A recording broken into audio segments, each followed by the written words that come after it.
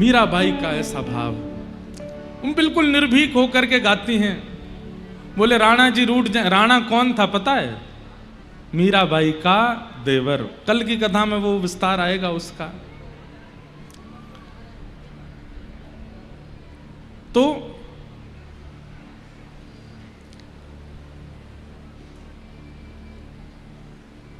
धर्म, पाप, फल, बंधन, भय और मृत्यु के कारण से नहीं करना चाहिए। हम कम से कम हम लोगों को, हम प्रेम लक्षणा भक्ति के उपासक हैं, हम ठाकुर जी से प्रेम करते हैं, हमारी कोई इच्छा नहीं है उनसे। हमारी भक्ति तो कम से कम ऐसी हो कि हम इन पंच भावों से ठाकुर जी का भजन ना करें। हाँ, इतना कह सकते हैं कि जैसे फल की प्राप्ति में कई लोगों को संतान की कामना होती है, कई लोगों को उज्जवल भविष्य की कामना होती है। हर कामना के पीछे उद्देश्य ठाकुर जी हों। संतान ऐसी मिले जो वृंदावन से प्रेम करने वाली हो, ऐसे हमें पति मिले जो वृंदावन ले जाने वाले हों, ऐसी पत्नी मिले जो ठाकुर जी का भजन कराने वाली हो। इस कामना से अगर फल की कामना भी की जाए तो वो फल गलत नहीं है, वो भी उचित है। इस भाव से फल की कामना की जा सकती है। मीराबाई प्रेम से ठाकुर जी की सेवा करती हैं। आज जन्माष्टमी आ रही है बंधुओं। पहली बार मीराबाई को ठाकुर जी का दर्शन कब हुआ? सुनो, हर साल मीराबाई पूरे कल मैंने बताया था ना कि मीराबाई के ठाकुर जी जहां विराजते थे उसका स्थान का नाम क्या था? श्याम कुंज। श्याम कुंज में मीराबाई विराजमान रहती और मीराबाई के श्याम कुंज में प्यारे गिरधर लाल जी आनंद सो विराजते। श्री राधा रमण लाल की जय। परमानंद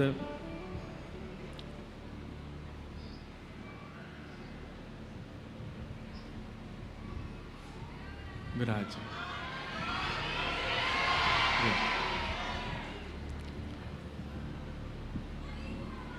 जय।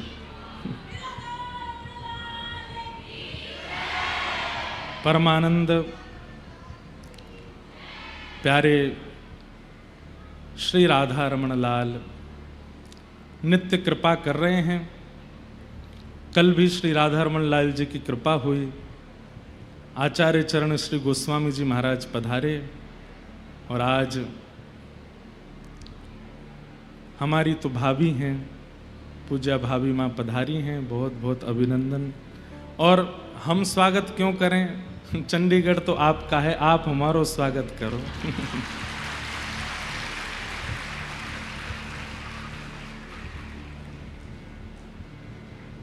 और विशेष रूप से तो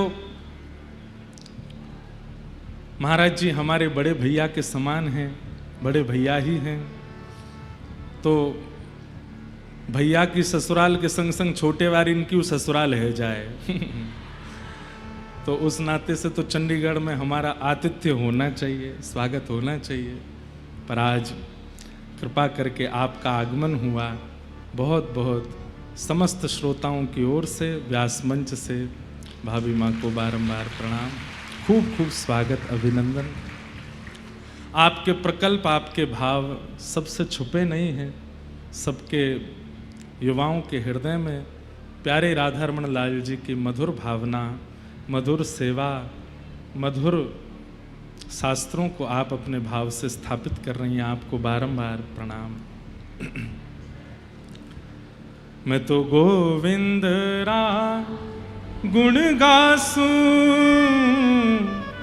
राणा जी रूठे तो मने काय करसे।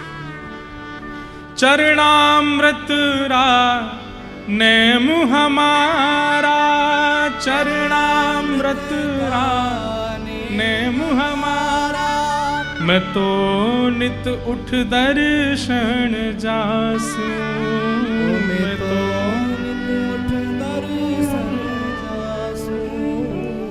हे राम नाम रा जा जहाज चला स्या राम नाम राज, जहाज चला श्याम हे कृष्ण नाम राज, जहाज चला स्या कृष्ण नाम राज, जहाज चला श्याम मैं तो भव सागर तर जासू, मैं तो भवसागर तर जासू।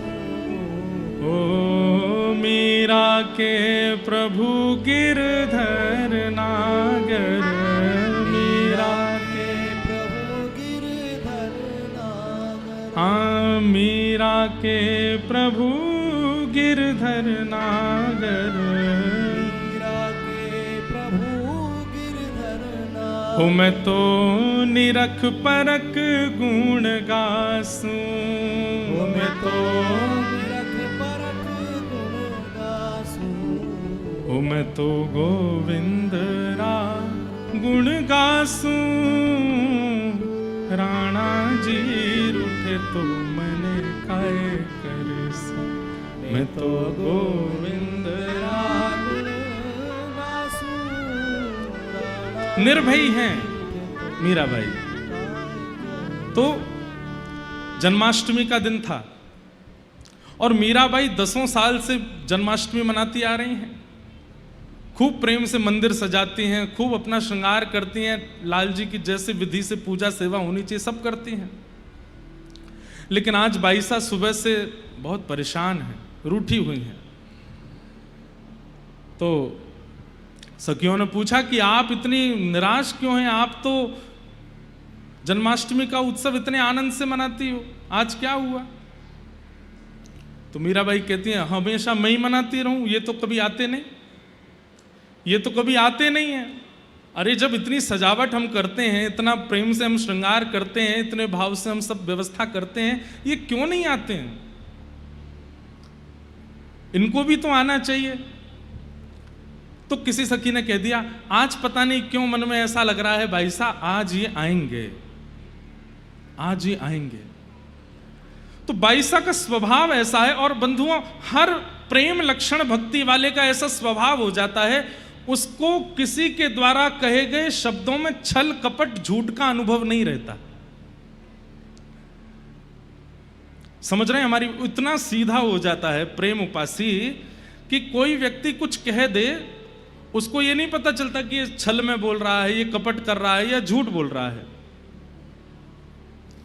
आप कहेंगे महाराज जी इससे अच्छा तो फिर प्रेम उपासक बनना ही नहीं चाहिए व्यक्ति को। जब उसको छल कपट और झूठ का ही पता नहीं चलता तो कोई भी छल करेगा, कोई भी कपट करेगा, कोई भी उसको झूठ बोल के बहला फुसला के उसके साथ कुछ भी गलत कर सकता है। हमारी बात सुनिएगा,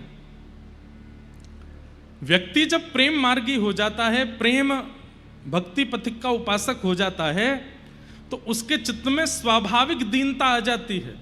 वो इतना सरल सहज हो जाता है कि कोई कुछ भी कह दे वो सब मान लेता है। ऐसे में आपको डरना इसलिए नहीं है क्योंकि उसकी पग पग पे फिर रक्षा ठाकुर जी करते हैं। जो अपने बुद्धि विवेक से अपनी रक्षा स्वयं कर लेता है कि मुझसे कोई छल ना करे, मुझसे कोई कपट ना करे, मुझसे कोई मेरे साथ कोई खिलवाड़ ना कर दे, अपने विवेक से इतना अपने आप को सुरक्षित करता हुआ चलता है, तो ठाकुर जी भी सोचते हैं विवेक ही है, बच ही लेगा खुद ही।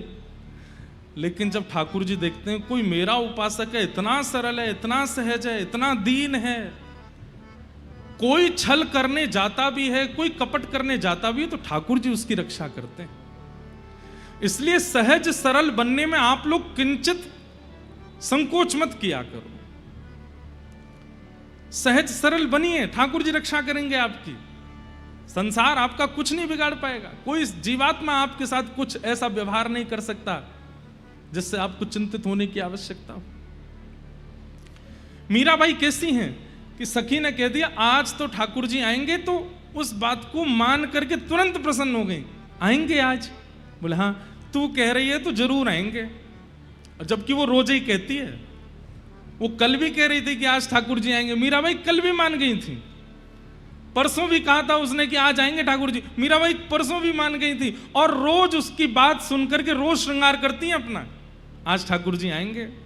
अरे उसने कहा था आज ठाकुर जी आएंगे, दिया जलाओ, सुंदर सजावट करो, फूल लड़ लगाओ, ऐसे करो ऐसे करो। उसने कहा था ठाकुर जी आएंगे। और रात में जब सो जाती हैं तो भूल जाती हैं, सुबह उठ करके फिर पूछती हैं नहीं आए ना। वो सखी आगे बढ़ से आज पक्का आएंगे। अच्छा आ जाएंगे, अच्छा ला नए वस्त्र लेके मैं पहन लूं, तैयार हो जाऊं, ठाकुर जी आएंगे। कैसा सरल स्वभाव है उनका। वो ये भी नहीं कहती कि तूने कल झूठ बोला, कल भी कहा था कि आएंगे लेकिन कल तो नहीं आए थे।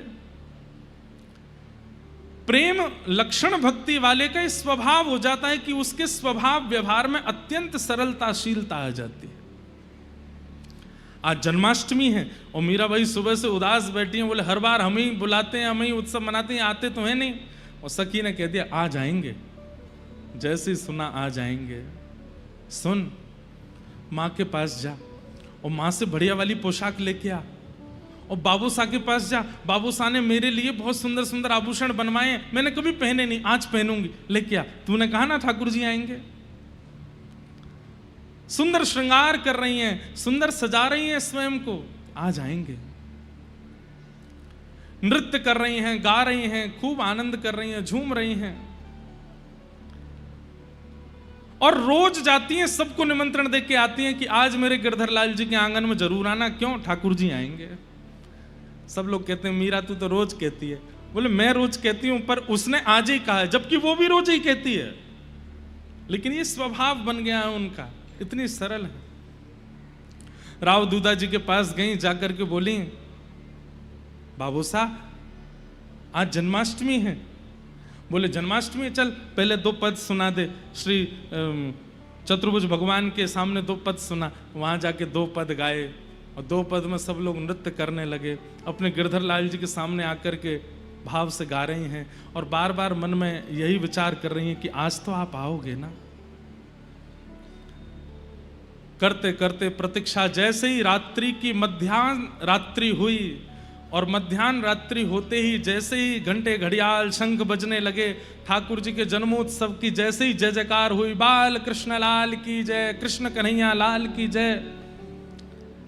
सबके तो नेत्र खुले हैं, सब अपने स्थान पर खड़े हो गए और मीराबाई उसी समय नेत्र बंद करके बैठी हैं। और जैसे ही नेत्र बंद किए हैं, श्याम सुंदर उनके हृदय में ही प्रकट हो गए हैं।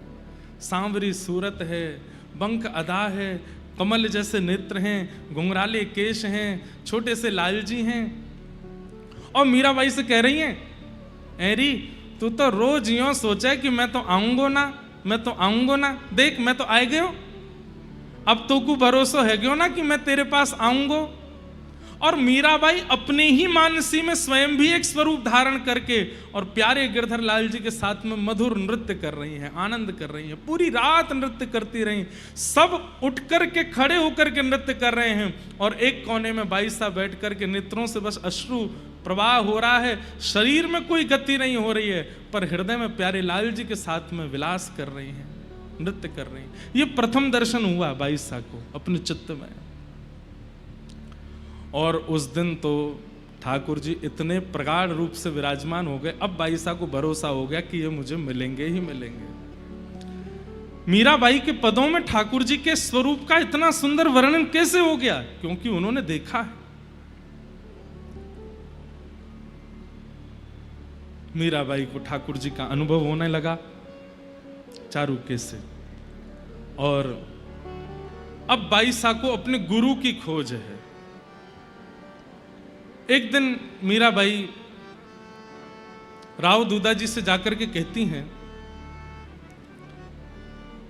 मैंने कहीं कथा में सुना था कि भगवत प्राप्ति के लिए गुरु का होना जीवन में आवश्यक है।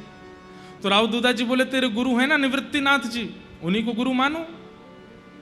तो बाई साहब बोली कि वो तो मेरे शिक्षा गुरु हैं, उन्होंने तो मुझे शिक्षा दी है, मुझे दीक्षा गुरु चाहिए, मुझे दीक्षा गुरु चाहिए, मेरे जीवन में दीक्षा गुरु का आगमन हो। तो राव दूधा जी बोले अब कहां से तेरे लिए गुरु खोजूं, तू बता। सब लोग बहुत ध्यान से सुनिएगा। मीराबाई अपने गिरधर लाल जी के सन्मुख गई और सामने जाकर के प्रण लिया कि रोज हमारे मेड़ता में संत आते हैं, कल जो भी पहले संत आएंगे मैं उन्हीं को अपना गुरु मान करके उनसे दीक्षा ले लूंगी। वही मेरे गुरु होंगे। और भगवान ने अनुग्रह करके ऐसा कहते हैं कि बाईसा को रात्रि में स्वप्न आया और स्वप्न में ठाकुर जी महाभारत युद्ध में विराट रूप धारण करके अर्जुन को पूरा अपना रूप दिखाते हैं। सब ऐसा वर्ण, ऐसा बाईसा को नित्य लीलाएं दिखती थी अपने स्वप्न में। और उसमें ठाकुर जी कह रहे हैं कृष्णम वंदे जगत गुरुम, मैं पूरे विश्व का जगत गुरु हूं, मुझसे बड़ा गुरु कोई नहीं है। सुबह उठते ही मीराबाई हंसने लगी, बोले लाला स्वप्न में आकर के मेरे गुरु छीन रहे हो, ऐसे बता रहे हो कि मुझे ये गुरु मान ले, लेकिन आप तो मेरे पति हो, आप तो मेरे प्रियतम हो, प्रियतम को मैं गुरु कैसे मानूं? वैसे तो प्रियतम गुरु है, पति गुरु ही है, लेकिन नहीं, मुझे आपकी प्राप्ति के लिए अन्य गुरु की आवश्यकता है। अब जो भी हमारे नगर में आएंगे मैं उनको गुरु मानूंगी।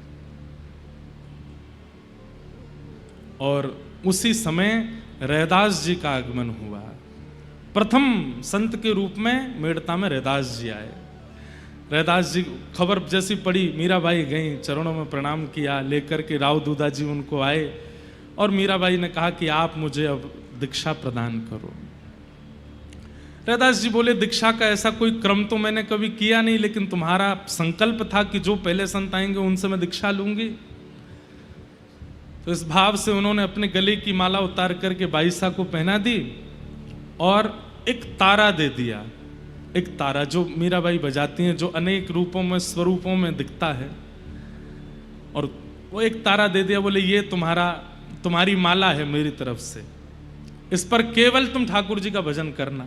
देव दत्ताम मिमाम वीणाम स्वर ब्रह्म विभूषिताम मूर्छयित्वा हरि कथाम गाय मानसचराम्य हम। बंधुओं, वीणा या तो ठाकुर जी ने नारद जी को दी है या रैदास जी ने मीराबाई को दी है। एक तारा दे दिया। अब तो मीराबाई को ऐसा साधन मिल गया, पूरे दिन उस एक तारे को बजाती हैं, ठाकुर जी के सामने मधुर मधुर कीर्तन गाती हैं, खूब भाव से नृत्य करती हैं। वहां पर रैदास जी ने एक पद भी गाया और उस पद में मीराबाई खूब नाची। तब से मीराबाई वो एक तारा लेकर के रहने लगी। अब वह घड़ी आई जिस घड़ी को मीराबाई कभी नहीं चाहती थी कि उनके जीवन में आवे। क्या? श्री राव दूधा जी की मृत्यु, मीराबाई के दादाजी, जिन्होंने कहा था कि जब तक मैं जीवित हूं मीरा का ब्याह होने नहीं दूंगा मैं। लेकिन ठाकुर जी कुछ भी हमारे अनुकूल रहने नहीं देते, बड़े खेलते हैं महाराज। जहां हमको लग रहा हो ना कि ऐसे चलने पर हमारा सब बढ़िया चलेगा, तो ठाकुर जी का भी स्वभाव है कि उसमें कुछ विपरीत किया जाए, अब थोड़ा सा इसके साथ खेला जाए। राव दूधा जी रात्रि में बीमार हो गए। सुबह जैसे ही मीराबाई को पता चला, दौड़ करके गई। अपने दादाजी को अस्वस्थ अवस्था में देख करके बाईसा रोने लगे।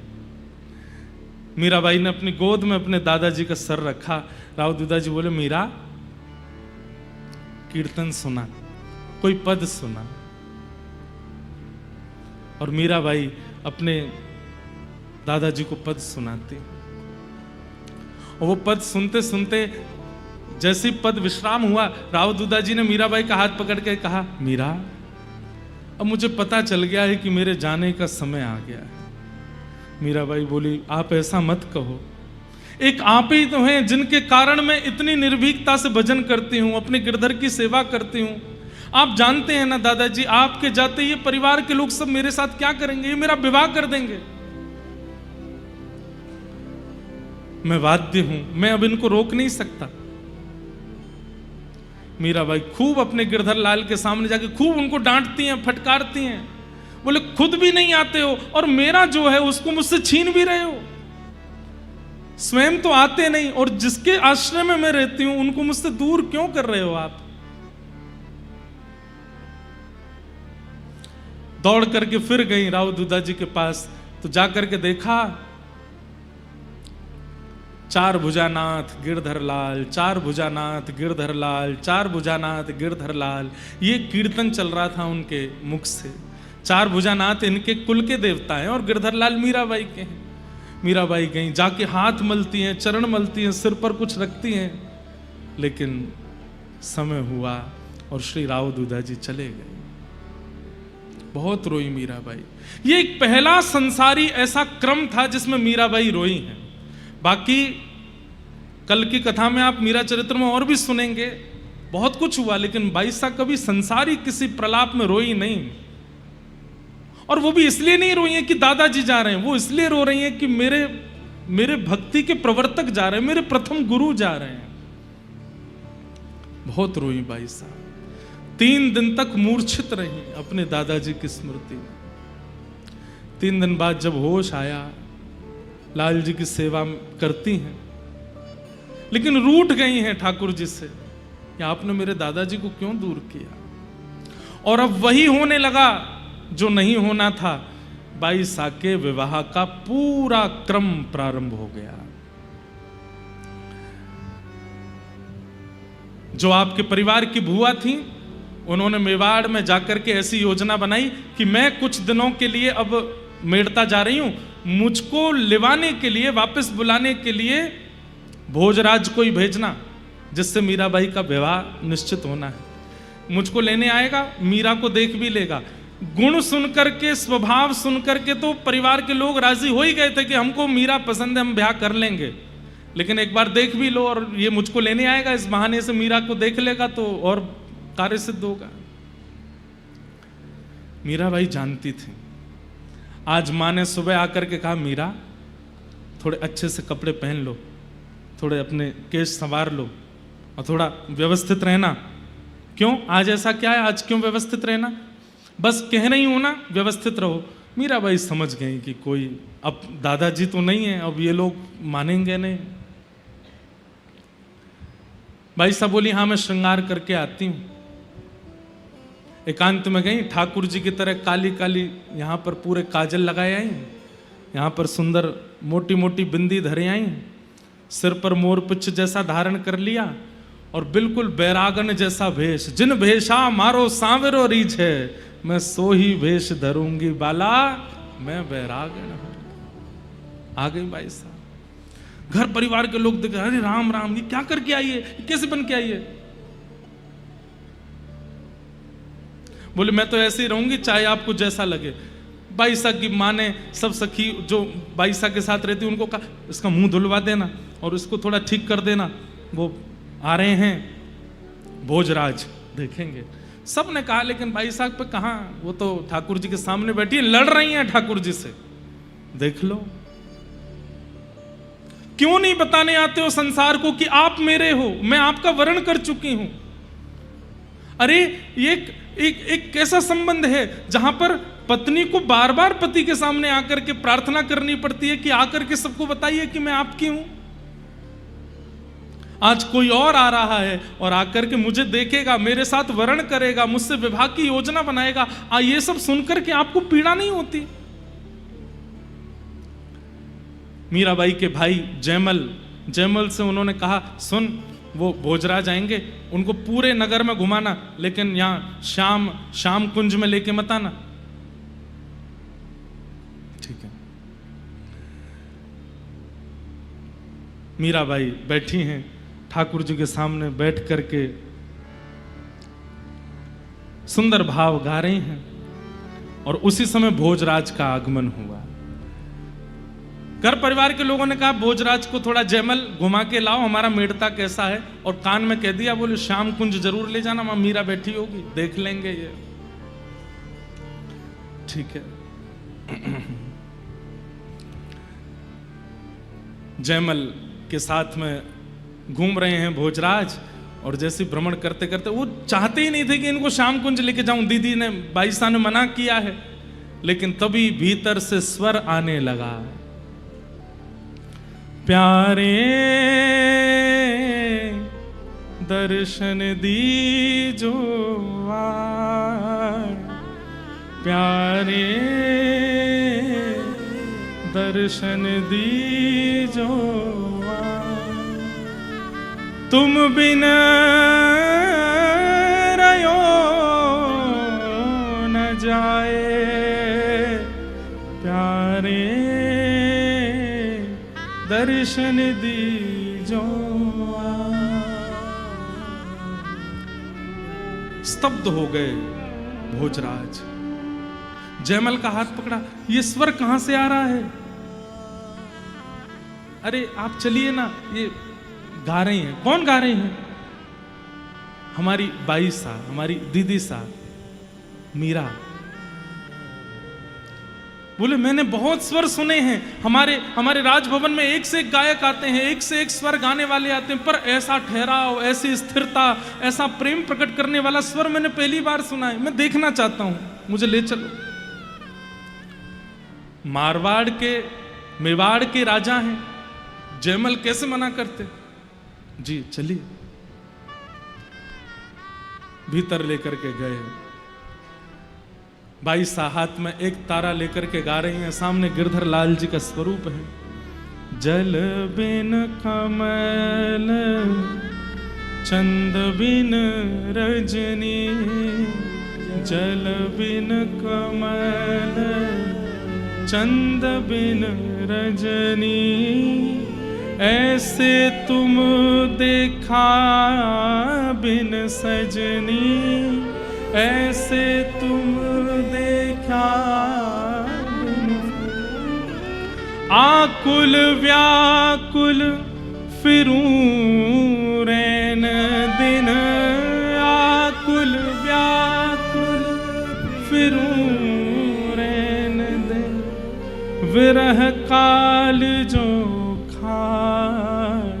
प्यारे दर्शन दीजो। प्यारे दर्शन दीजो। मीरा दासी जन्म जन्म की, मीरा दासी जन्म जन्म की, मीरा दासी जन्म जन्म की।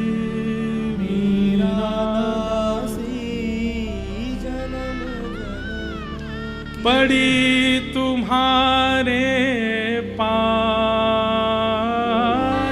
पड़ी तुम्हारे प्यारे दर्शन दीजो।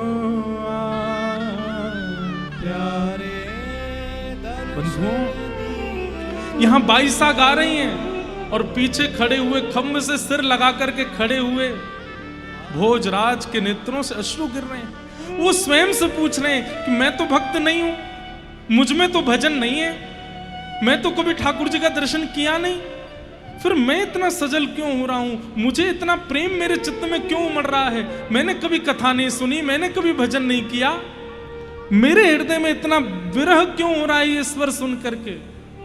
भोजराज ने तो मानो मन बना लिया कि ब्याह करूंगा तो इन्हीं से करूंगा, चाहे मुझे प्राण त्यागने पड़े, लड़ना पड़े, लेकिन इनको लिए बिना नहीं जाऊंगा,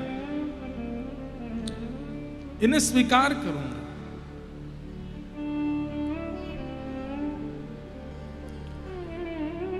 श्री राधा रमण लाल जी के परम सेवायत पूज्य गोस्वामी जी महाराज पधारे हैं।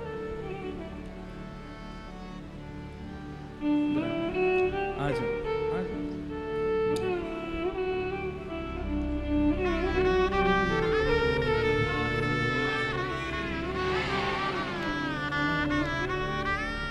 तुम बिन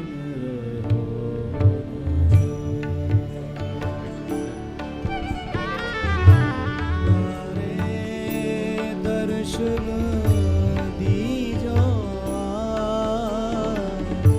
प्यारे दर्शन दीजो। तुम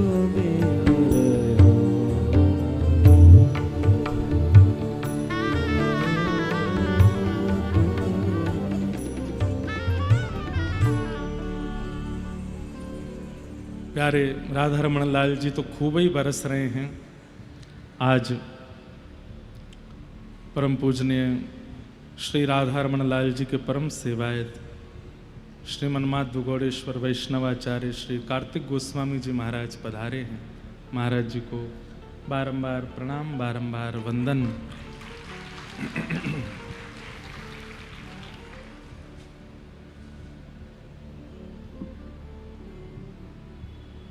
सब लोग बहुत सावधानी से सुनो।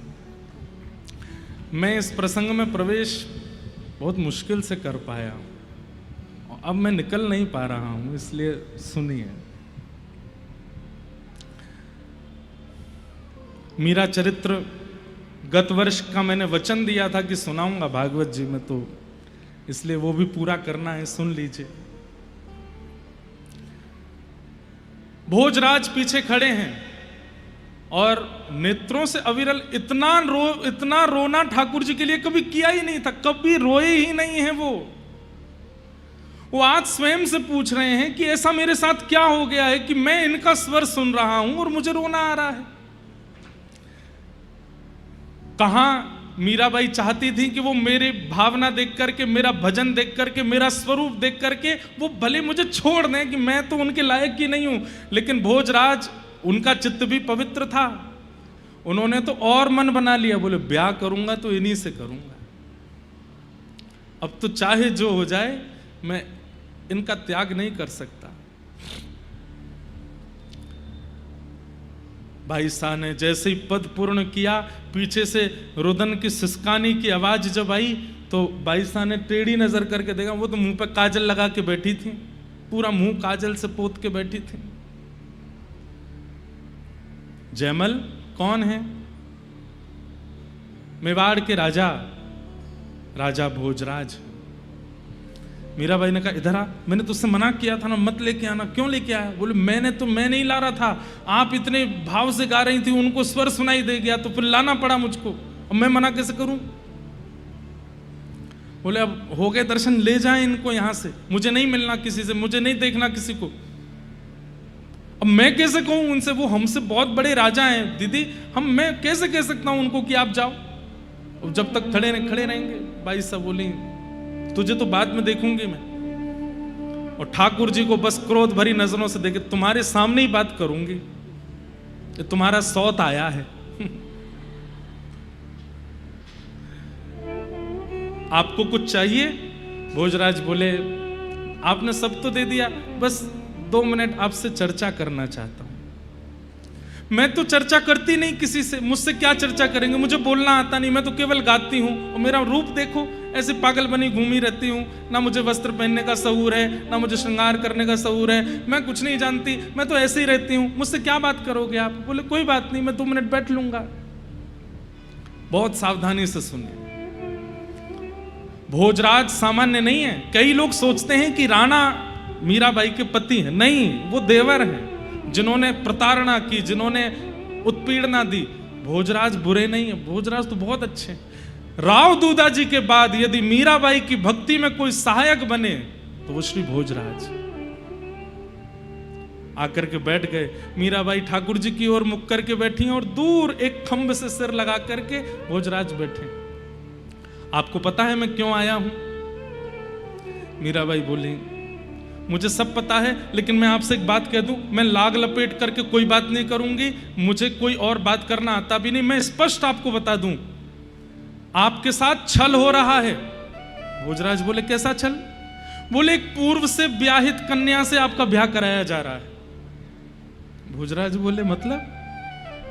मेरा ब्याह हो चुका है, मैं विवाहिता हूं। और मीराबाई ऐसे केश रखती कि उनकी मांग का सिंदूर दिखे ना, तुरंत वो केश हटा करके अपना सिंदूर दिखाया, देखो मेरा ब्याह हो चुका है। किससे हुआ आपका ब्याह? मोर मुकुट पीतांबर सोहे, गलवे जंती मां। ये बैठे हैं मेरे पति और मैं बचपन से इनकी, और बचपन से नहीं, आप नहीं मानेंगे, मैं पूर्व जन्म से इनकी हूं। मेरा ब्याह हो चुका है, मैं तन मन सब इनको दे चुकी हूं। आप अगर मुझसे ब्याह कर लेंगे तो आप जीवन भर पछताएंगे, क्योंकि एक पत्नी अपने पति की जो सेवा करती है वो मैं नहीं कर सकती। मेरा शरीर आपके लायक नहीं, मेरा व्यवहार आपके लायक नहीं, मेरा स्वभाव आपके लायक नहीं, मेरे विचार आपके लायक नहीं है। आपके लिए और भी अच्छे घर के राजघराने की कन्याएं मिल जाएंगी, मेरे से ब्याह करके आप पूरे मेवाड़ को धोखा देंगे। मैं आपको वास्तविकता बता रही हूं। लेकिन भोजराज कितने विद्वान हैं, देखो, कहते हैं आप इनसे विवाह कर चुके हैं, तो फिर इस बात को कोई मानता क्यों नहीं है? बोले पता नहीं, मैं तो सबसे बोलती हूं कि ये मेरे पति हैं, फिर भी नहीं मानते। बोले मैं बताऊं क्यों नहीं मानते? क्यों? क्योंकि आप दोनों के विवाह को प्रकट रूप में किसी ने देखा नहीं है, और प्रकट रूप में जब तक ये संसार देखेगा नहीं तब तक कैसे मान लेगा कि ये आपके पति हैं? मीराबाई ठाकुर जी की ओर देखने लगी, और सुनवा लो मुझे, हो जाओ प्रकट। अभी भी कह रही हूं, मुझसे ब्याह करने के लिए आप प्रकट नहीं हो सकते। उसने दे दिया ताना मुझको।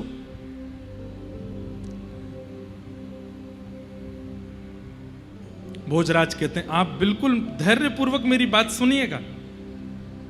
मुझे आपसे विवाह आपके रूप के लिए नहीं करना, मुझे आपसे विवाह एक पति की इच्छाओं की पूर्ति के लिए नहीं करना। मेरे विवाह का कारण तो जान लीजिए कि मुझे आपसे विवाह क्यों करना है। भाई साहब बोली, मुझे सुना ही नहीं जा रहा है ये बात, मैं पूर्व से विवाहित हूं, आप मुझसे विवाह क्यों करेंगे? बोले मेरी बात तो सुनिए।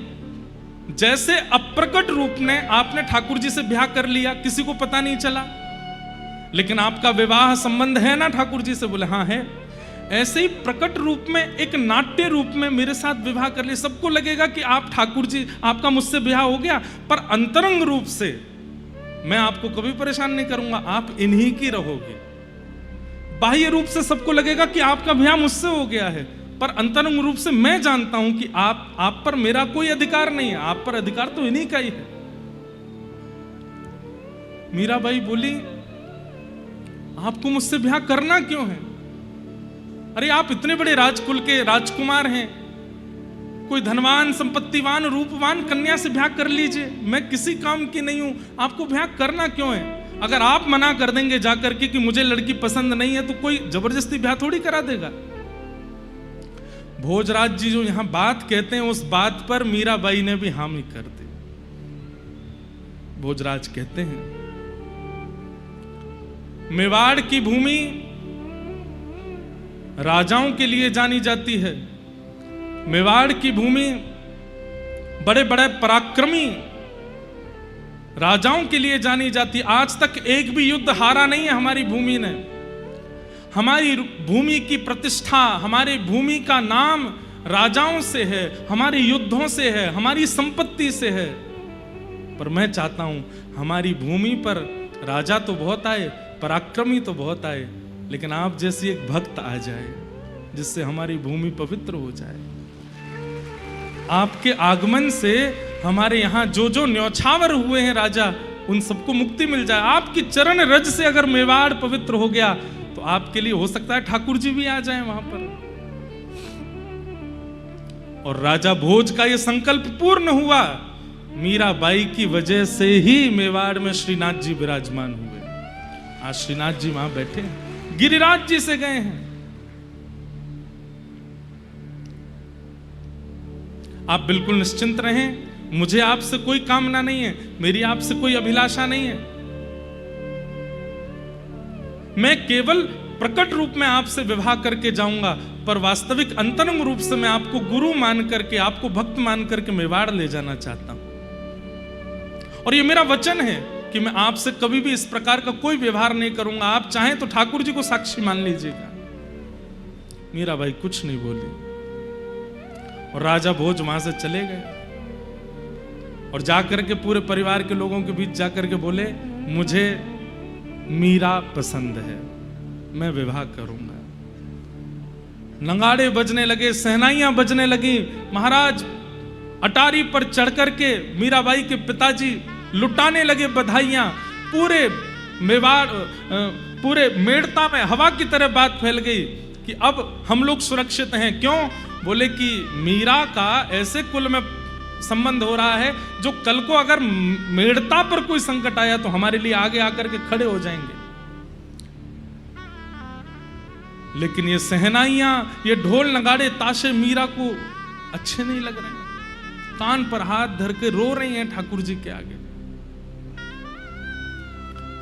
अब तो मंगल गा रहे हैं, सब लोग आकर के बधाई दे रहे हैं, आकर के मीराबाई को गले लगा रहे हैं, पर मीराबाई एक जड़बत मूर्तिमंत होकर के खड़ी हैं केवल, और ठाकुर जी से कह रही हैं कि अब तो कुछ करो, मेरा विवाह हो जाएगा किसी और के साथ, एक बार प्रकट हो जाइए, किसी रूप में एक संकेत सबको दिला दीजिए कि आप मेरे हो चुके हैं।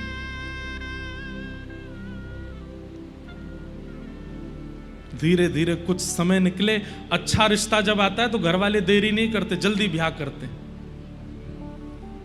और एक सप्ताह के अंदर तो बारात लेकर के राजा भोज मेड़ता आ गए।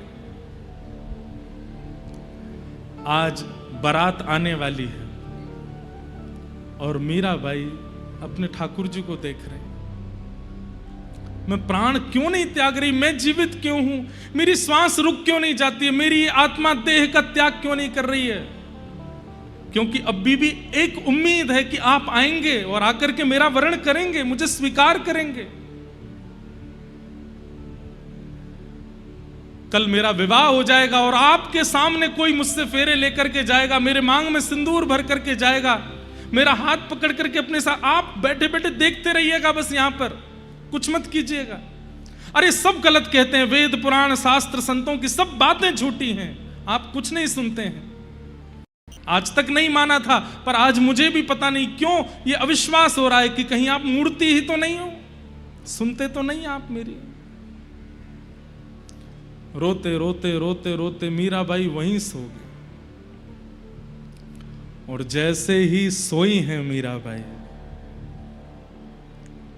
ये स्वप्न नहीं है, ये वास्तविकता है। बहुत ध्यान से सुनिएगा।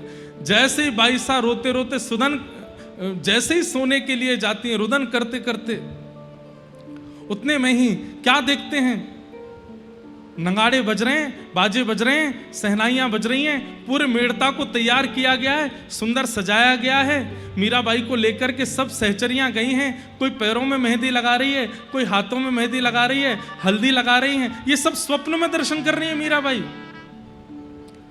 तभी देखती हैं सुंदर उनके लिए एक लहंगा जैसा लाया गया, जिसे पहन करके वो विवाह में जाएं।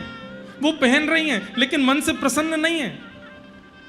तभी सबने कहा, अरे मीरा जल्दी चल, देख तेरी बारात आ गई तुझे लेने के लिए, जल्दी देख। बाईसा ने जैसे ही खिड़की पर जाकर के बारात की ओर देखा तो बारात में कोई और नहीं, सबसे आगे हाथी पर बैठ करके ब्रह्मा जी चले आ रहे हैं। उनके पीछे दूसरा हाथी है, उस पर साक्षात देवादिदेव महादेव चले आ रहे हैं। इंद्र आ रहे हैं, वरुण आ रहे हैं, चंद्र आ रहे हैं, सूर्य आ रहे हैं, 33 कोटि देवता नृत्य करते हुए आ रहे हैं।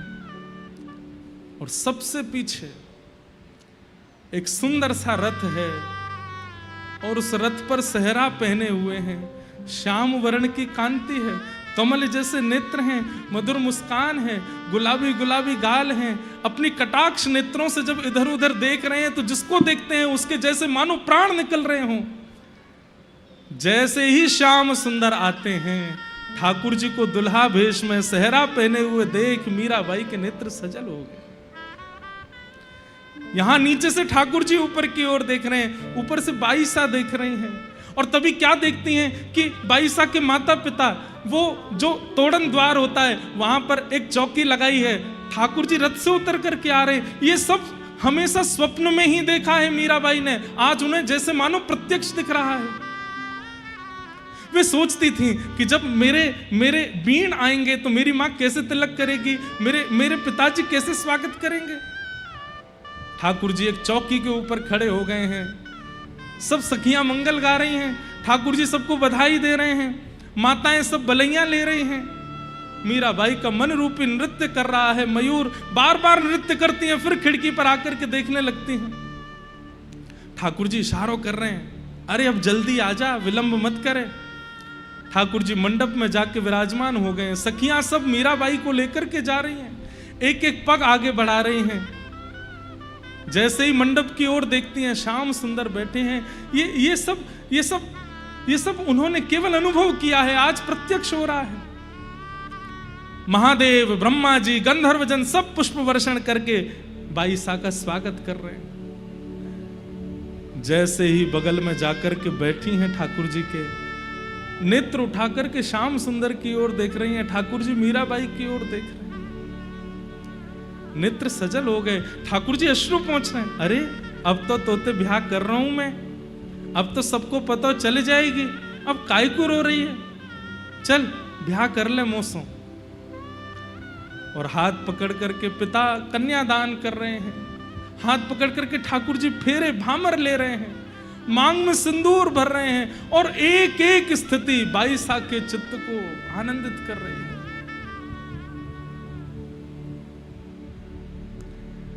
ठाकुर जी अपने रथ में बैठा लेते हैं, मां रो रही है, सब मेड़ता के लोग रो रहे हैं। बाईसा खड़े होके कह रही, अरे क्यों रो रहे हो? ऐसे पति से ब्याह होता जिसका कोई जीवन का पता नहीं तो रोना चाहिए था। अब तो मुझे ऐसे पति मिले हैं जिनसे मारो चुड़ लो अमर हो जाए। अब तो मेरा सुहाग सदा सुहागन रहूंगी मैं, ऐसी सुहागन को विदा करने में काय मत करो ना। अरे मां देख, तेरे जामाता, तेरे जमाई, तेरे दामाद सामान्य नहीं है, साक्षात मैं कहती थी कि ठाकुर जी मेरे होंगे। और ऐसा कहते हुए मीराबाई विदा हो गई। आप लोग सोच रहे होंगे ये तो स्वप्न है ना, पर नहीं। द्वार पर बारात आ गई है और मीरा का अभी तक कोई पता नहीं है। दौड़ती दौड़ती मां जाती हैं, ढूंढती हैं कहां है कहां है। और जैसे ही जाकर के कक्ष में देखा, बाईसा अपने बिस्तर पर हैं, मांग में सिंदूर भरा हुआ है, वही वस्त्र पहना हुआ है जो वस्त्र उन्होंने स्वप्न में चिंतन किया था। हाथों में अलग चूड़ियां पहनी हुई हैं, जो मेहंदी की रचना मेड़ता में करवाई गई वो मेहंदी नहीं है, कोई अलग मेहंदी है। ऐसी सुगंधी से पूरा कक्ष सुगंधित हो रहा है, जो सुगंधी आज तक मेड़ता में किसी ने अनुभव नहीं की। और बाईसा इतनी सुंदर लग रही हैं, कौन श्रृंगार करके गया है, ये वस्त्र किसने पहना है? इतना महंगा वाला वस्त्र बाईसा के ब्याह के लिए आया, वो तो एक तरफ रखा है, ये दूसरे वस्त्र किसने पहना दिए? और ये रात रात में मांग में सिंदूर, हाथों में हल्दी, पैरों में कौन करके गया है? चीखने लगी, चिल्लाने लगी, सखियों को बुलाया, अरे द्वार पर बारात आ गई और देखो ये मीरा कैसे मांग में सिंदूर भर करके पड़ी है, उठाओ इसको, निलाओ। सखियों ने उठाया। बाईसा ने जैसे नेत्र खोले, नेत्र खोल करके आनंदित हो गई। मां ने कहा, कहां थी तू और ये क्या करके आई है, कहां से पोशाक लेके आई है? बाईसा कहती हैं, माई माई सपनानु वरणा दीनानाथ दीनानाथ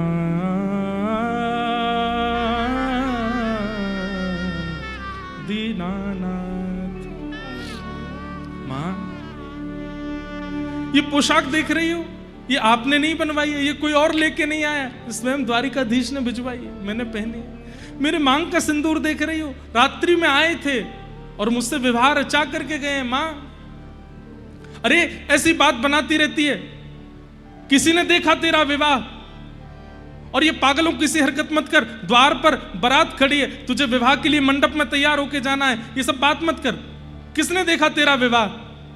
अरे मां, आपने तो 500,000 लोग बुलाए होंगे, पर कल मेरे विवाह में 56 करोड़ दर्शनार्थी आए थे। 56 कोटा जना पधारा, 56 करोड़ लोग आए थे।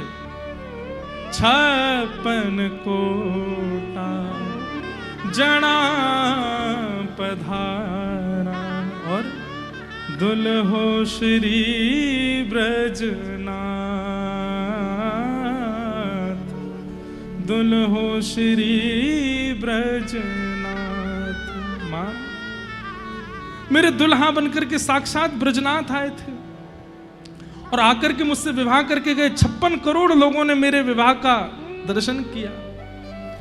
सपना मां तोरण बंधारी, स्वप्ना मां गहया हाथ दीनानाथ दीनानाथ दीनानाथ माई माई सपनानु वरना दीनानाथ सपना मारे परण गया पाया अचल सुहाग। माँ मुझे आशीर्वाद दो। क्यों? अचल सुहाग मिला है। दुनिया की सबसे भाग्यशाली कन्या हूं मैं। ऐसा दामाद मिला है आपको, ऐसा पति मिला है मुझे जो अचल है, जिसकी मृत्यु कभी नहीं होगी। सपना मारे परण गया पाया चल सुहाग। मीरा रो गिरधर मिलियारी मीरा रो गिरधर मिलियारी पूरब जन्म रो साथ दीनानाथ दीनानाथ दीनानाथ। आश्चर्य तो बंधुओं वहां खड़े सबको होने लगा। ये पोशाक यहां कैसे आ गई, ये मांग में विचित्र प्रकार का सिंदूर, ये ऐसी अद्भुत सी सुगंधी, और मीरा का तेज कल कुछ था, आज एक अद्भुत तेज दिख रहा है। सखियां निलाने लगी, इसके मांग का सिंदूर मिटाओ। मीराबाई बोली छेड़ना नहीं, मुझे स्पर्श किया है गिरधर ने यहां पर, ये स्पर्श में जीवन पर्यंत रखूंगी। अरे क्या सोचेंगे सब लोग, मांग में सिंदूर भर के कोई दुल्हन, कोई अविवाहिता बैठती है। मीरा बोली मैं छुपा लूंगी लेकिन इसे नहीं मिटाऊंगी। चरणों में गिर गई मां और चरणों में गिर के बोली मीरा तू हमारी लाज बचा ले, हमारी नाक बचा ले बस। मेड़ता छोटा सा एक गांव है, मेवाड़ के राजा बहुत बड़े हैं, यदि वे कोपित हो गए तो चढ़ाई कर देंगे। तुम्हारे पिता दुर्बल हो गए हैं, कैसे रक्षा होगी? अपने माता पिता के लिए विवाह कर लो, ऐसा मत करो। जब चरणों में गिरने लगी मां, तब मीराबाई कहती हैं मां अब अंतरात्मा तो कृष्ण ने स्वीकार कर ली है, अब देह का चाहे आप जो करो, मुझे उससे कोई मतलब नहीं है। आपको चाहिए कि मैं आऊं मंडप में, मैं आऊंगी, जैसा श्रृंगार कहोगे करके। शरीर तो चाहे आप जिसको दे दीजिए और शरीर के चाहे साथ चाहे जो होने दीजिए, मुझे उसकी चिंता नहीं। और मीराबाई अपना श्रृंगार करती हैं, लेकिन मुख पर बिल्कुल भी अप्रसन्नता नहीं है, प्रसन्न मुद्रा में है। नए वस्त्र पहनाए गए, मांग का सिंदूर ढक दिया गया, हाथ में नए चूड़ा पहनाए गए, चुनरी उड़ा करके मीराबाई को लेकर के जा रहे हैं। अब तो साथ में रहने वाली सखियां भी रुदन कर रही हैं कि भाई साहब आप कर लेंगी ना, आप निभा लेंगी ना। बोले अब अरे विवाह के बाद मुझे थोड़ी निभाना है, मेरे पति निभाएंगे ना, श्याम सुंदर निभाएंगे। उन्होंने अपना वचन पूरा किया, उन्होंने मुझसे ब्याह कर लिया, अब शरीर चाहे माता पिता जहां भेज दें, मुझे इसकी चिंता नहीं। मंडप में भोजराज के बगल में मीराबाई को बैठाया, कन्यादान हुआ। 22 साल के एक अश्रु नहीं निकला है नेत्रों से, वो तो बस मंद मुस्कान है और बैठी हैं, वही चिंतन कर रही हैं। भामर हो गए, सिंदूर दान हो गया, सब हो गया मीराबाई का, और विवाह भोजराज के साथ हो गया। विदाई का समय आया, सब लोग रो रहे हैं, मीराबाई रो नहीं रही। बोले शरीर तो फिर भी नश्वर है, ये कहीं ना कहीं इसकी गति तो प्रारब्ध के वश होती है ना मां, इसमें रोना क्यों? मुझे तो प्रसन्नता इस बात की कि मेरा मन स्वीकार कर लिया है कृष्ण ने, आप चिंता मत करो। पिता और मां ने कहा मीरा, हमने वैसे तो कोई कमी नहीं छोड़ी, बहुत अच्छे से सब ब्याह किया, लेकिन फिर भी तेरी कोई इच्छा हो तो बता दे। बोले एक इच्छा है। क्या?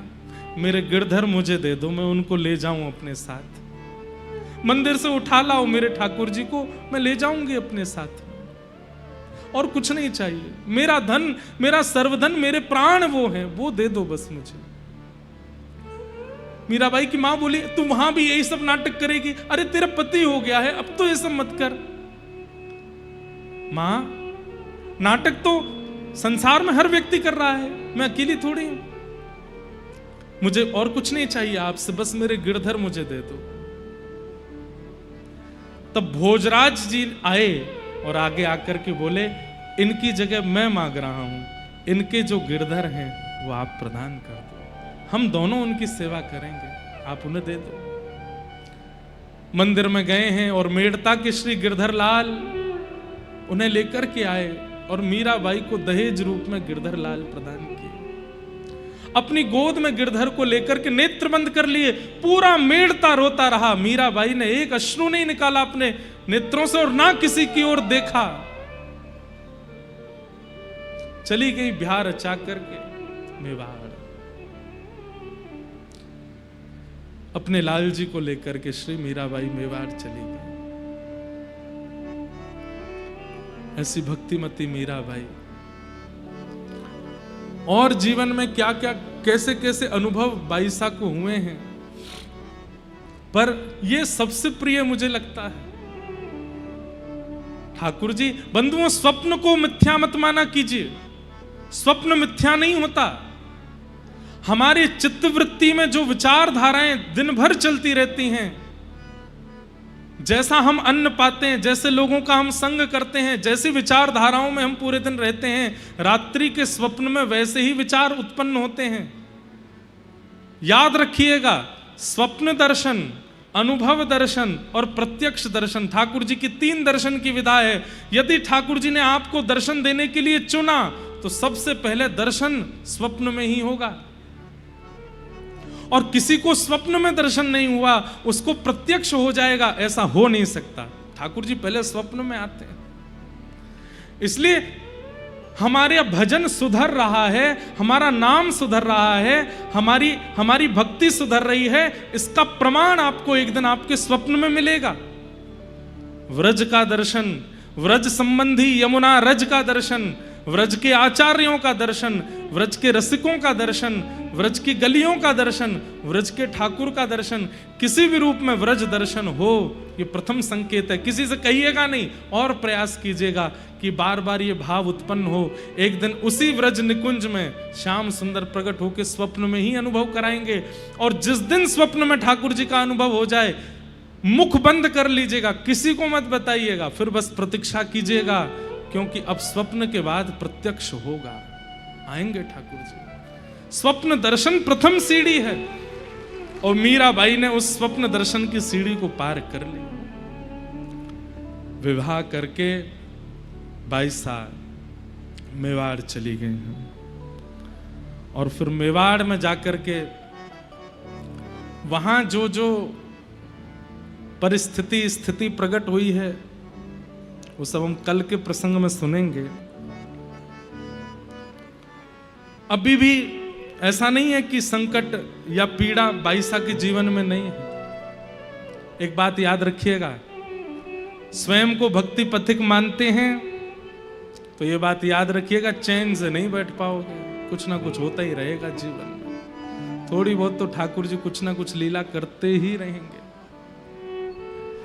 बाईसा के जीवन से भले ही राव दूधा जी चले गए, लेकिन उनके जीवन में भोजराज आ गए। और अब कल से बाईसा के ससुराल पक्ष में कैसी लीला हो रही है वो सुनेंगे। और कल कथा में नंदोत्सव भी होगा।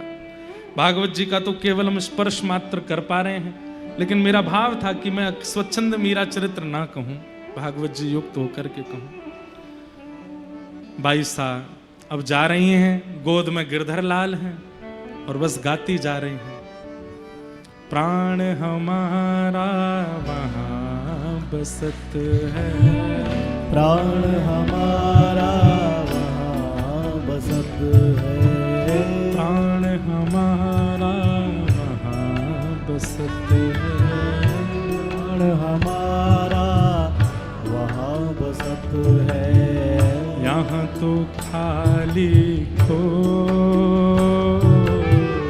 यहाँ तो खोड़ माने खाली शरीर। खो। मीराबाई दुखी नहीं है, विवाह के बाद वो यही गा रही है कि अब तो शरीर करेगा जो भी कर रहा है, मेवाड़ जाके प्राण तो मेरे ले गए ठाकुर जी अपने साथ।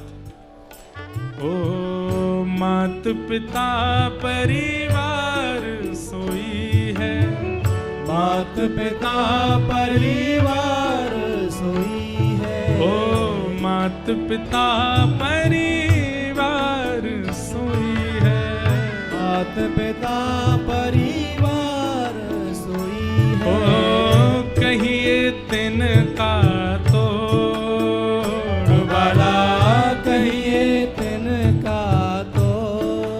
हाँ बाला कहिए तिनका तोड़ बाला कहिए तिनका तो। अरे हाँ मैं बैरागन हूँगी, मैं बैरागन हूँगी, मैं बैरागन हूँगी। मैं बैराग ओ बाला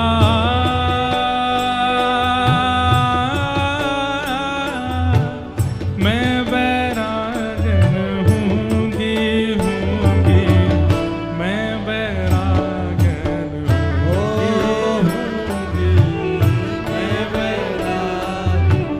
क्यों? ओ जिन भेषा मरो सावरो रीझे, जिन भेषा मारो सावरो रीझे। जिन भेषा प्यारो गिरधर रीझे, जन भेषा प्यारो गिरधर रीझे। हे जिन भेषा राधा वल्लभ जूरी झे, जन भेषा राधा वल्लभ जूरी झे।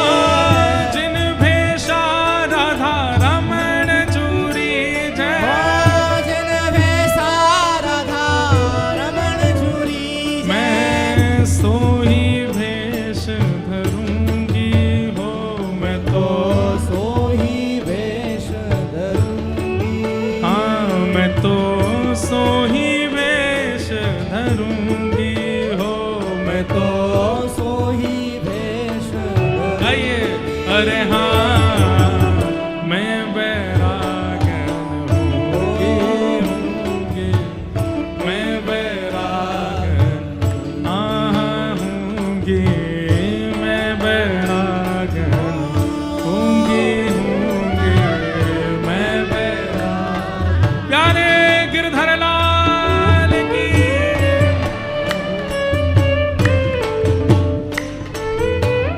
करताल बजा के गाओ।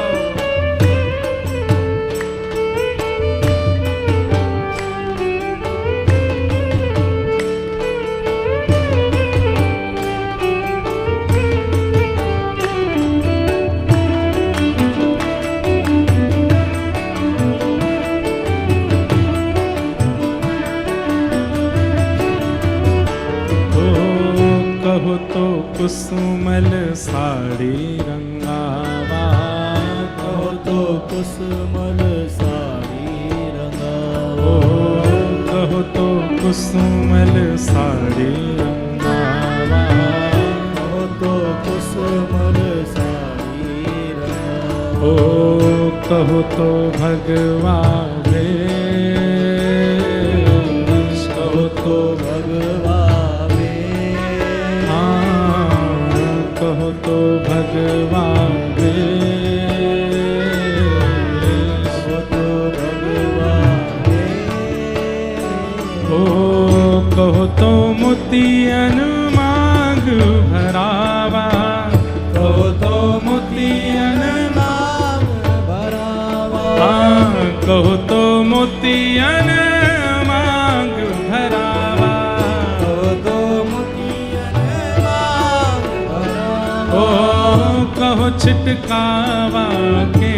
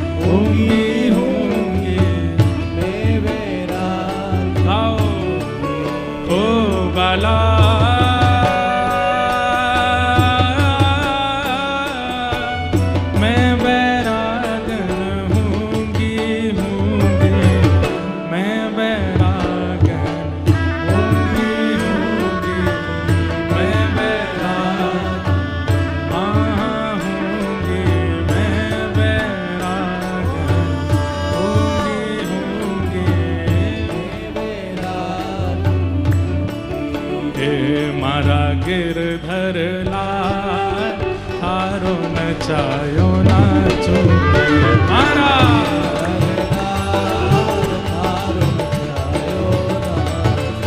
हे मारा गिरधर लाल थारो नचायो नाचो रे मारा